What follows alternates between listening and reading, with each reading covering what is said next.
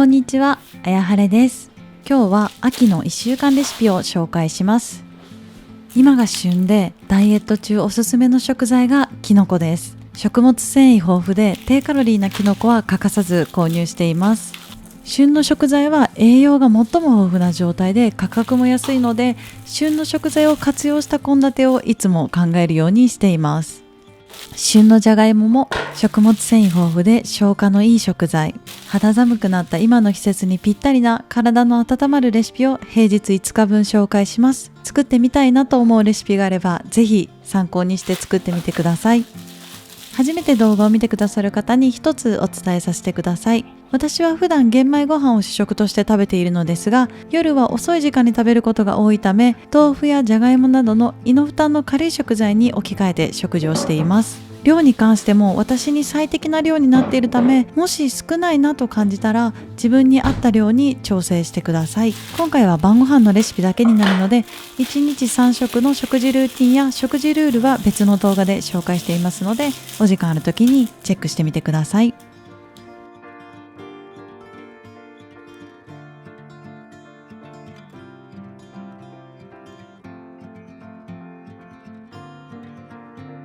レシピを紹介する前に平日の調理を時短するための下準備を紹介します。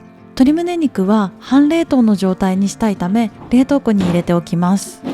白菜は5センチ幅にざく切り。洗ってしっかり水気を取ってから冷凍します。冷凍する場合はしっかり水気を取らないと塊になってしまいます。水気を切るのにサラダスピナーがあると時短できてとっても便利です。さらにキッチンペーパーで軽く水気を取ったら保存袋に入れて冷凍します。冷凍で1ヶ月保存できますが、保存期間が長ければ長くなるほど劣化してしまうので、私は2週間程度で食べきるようにしています。水菜は4等分にざく切りして冷蔵保存します。白菜同様しっかり水気を切ります。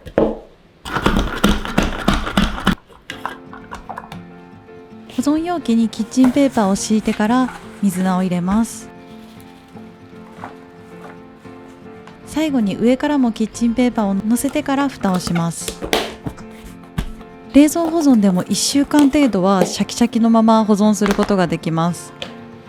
椎茸は石突きを落として軸と傘に分けます。3つは鍋用にそのまま残して残りはスライスします。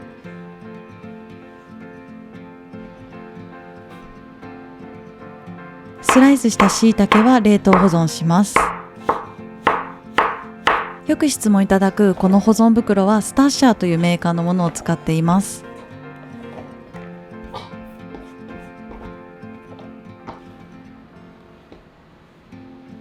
えのき茸は石突きを落としてほぐしておきます。半分は鍋の具材用に、残りは保存袋に入れて冷凍保存します。しめじは石突きを落として小房に分けて冷凍保存します。長ネギは半分は5センチ幅にカットします。残り半分は斜め切りにしておきます。保存袋に入れて冷凍します。今回のレシピで必須ではないけどあったら便利なブロッコリーも冷凍保存していきます。ブロッコリーは小房に分けて水洗いしたら水気を切ります。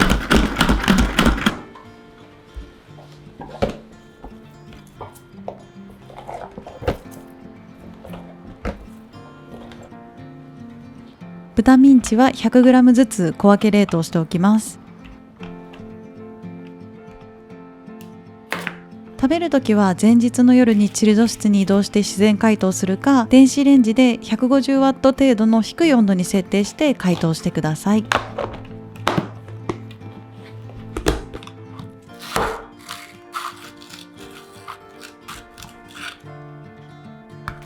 最後に冷凍庫から鶏胸肉を取り出します。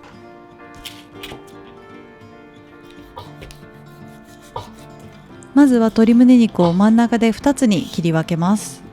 縦長になる側面で厚さ1センチ程度にスライスしていきます。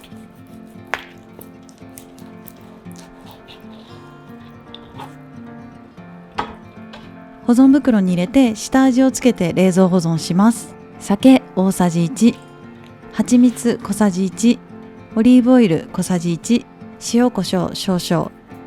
調味料をしっかり揉み込みます。冷蔵庫に一晩寝かせて明日の夕食に使います。残り半分は皮を剥いでしゃぶしゃぶ用に薄くスライスしていきます。縦長になる側面で厚さ2ミリ程度に薄くスライスします。私は今晩食べようと思っているので今カットしてますが、食べる日にカットするのがおすすめです。お皿に盛り付けたら完成です。